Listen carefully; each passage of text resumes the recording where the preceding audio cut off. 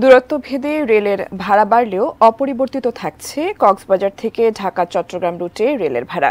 সংশ্লিষ্টরা বলছেন, বর্তমান পরিকল্পনার সাথে মিল রেখেই এই রেল রুটে ভাড়া নির্ধারণ করা, তাই বাড়ার কোনো সম্ভাবনা নেই। কক্সবাজার রেল স্টেশন থেকে যুক্ত হচ্ছেন প্রতিনিধি অর্পণ বড়ুয়া। অর্পণ, আজ থেকে বাড়ছে রেলের ভাড়া, যদিও বলা হচ্ছে যে অপরিবর্তিত থাকছে কক্সবাজার থেকে ঢাকা চট্টগ্রাম রুটের যাত্রা। তো সেক্ষেত্রে আসলে কি দেখছেন, সার্বিক পরিস্থিতি জানাবেন।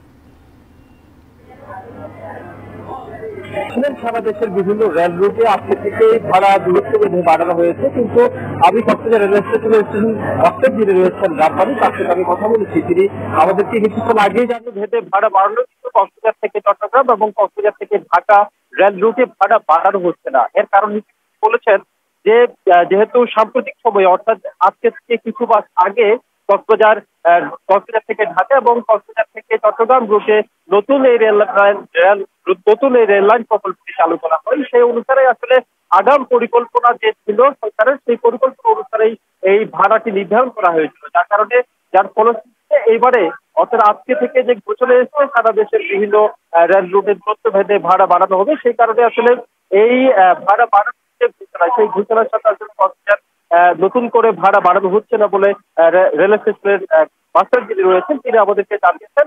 এবং এই প্রসঙ্গে আমরা এখানকার যাত্রী সাধারণ যারা রয়েছেন, যারা ঢাকা এবং চট্টগ্রাম রুটে যাতায়াত করেন, তাদের সাথেও কথা বলেছি। তারা বলেছেন অত্যন্ত গুরুত্বপূর্ণ একটি রেল লাইন প্রকল্প হচ্ছে কক্সবাজার থেকে ঢাকা এবং কক্সবাজার থেকে চট্টগ্রামের এই রেল রুটটি। এই রেল রুটের ভাড়া যেহেতু প্রথমবার গত কয়েক মাস আগে রেল লাইন প্রকল্প চালু করার সাথে সাথেই ভাড়া নির্ধারণ করা হয়েছিল, তার অল্প দিনের মাথায় যদি এই রেল রুটে ভাড়া নতুন করে বাড়ানো হতো, তাহলে মানুষের মাঝে একটু অসন্তোষ দেখা দিত। সেই অসন্তোষ থেকে যেমন এই দেখানো যাচ্ছে না, আবার অন্যদিকে অন্যান্য সকল রেল রুটের ভাড়া বাড়ানো হলো। ধন্যবাদ আপনাকে।